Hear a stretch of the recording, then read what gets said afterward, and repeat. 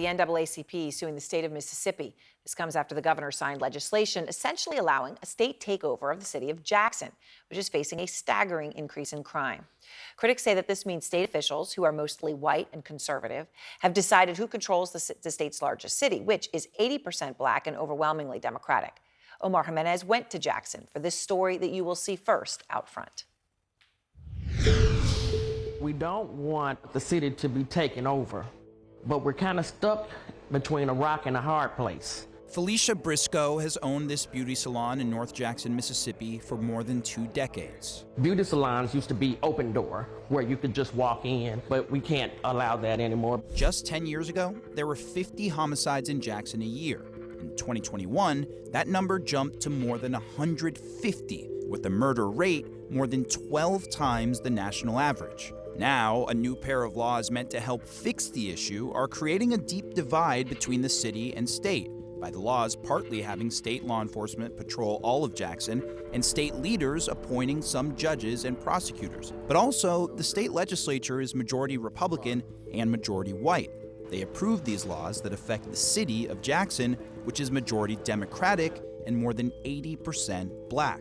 What kind of message do you think this sends to your residents? It says that we don't value your voice, that we don't believe that black leadership is capable of moving forward for itself. This road that includes schools, churches, and homes will soon become the new edge of the so-called Capitol Complex Improvement District. Now, under old rules, the edge of the district would mean the edge of Capitol Police's jurisdiction. Now, it'll extend beyond those boundaries into the greater Jackson, giving the state-run police jurisdiction citywide.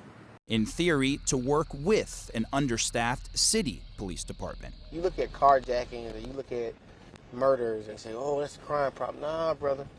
That is a symptom of people not valuing each other and not valuing themselves. And for Captain Vance, the key to the success of any added officers goes beyond numbers. You have to go out your way to know these people and have a relationship with them, because policing without a relationship is occupation. Both laws were introduced as bills by legislators who represent districts outside of Jackson. They just cannot help themselves. Democratic State Senator John Horn has represented parts of Jackson for more than 30 years. We see this as an assault on black elected leadership because we have political differences with our colleagues and because they have the political power and the will to bring about these changes. But the changes are coming. We need Jackson to prosper. We as a state need a downtown area that is attracting young people to it. Regardless of the representation issues, this bill seems to be providing some help.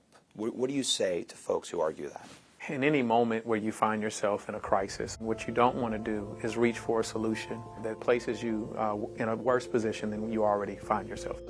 Come back down here, Cap. Outside of politics, some residents say any change is going to start on the ground. Invest to you means something different. If you take the time out to value this place and see it for what it is, man, we might well be first cousins. Back in the salon, Briscoe knows the laws aren't perfect, but she also knows something has to change. What do you think you're going to need to unlock your doors again? It's going to take a lot for people to feel comfortable again. Now, given the disagreements between local and state leaders, I asked the governor how he envisions the implementation of these changes going.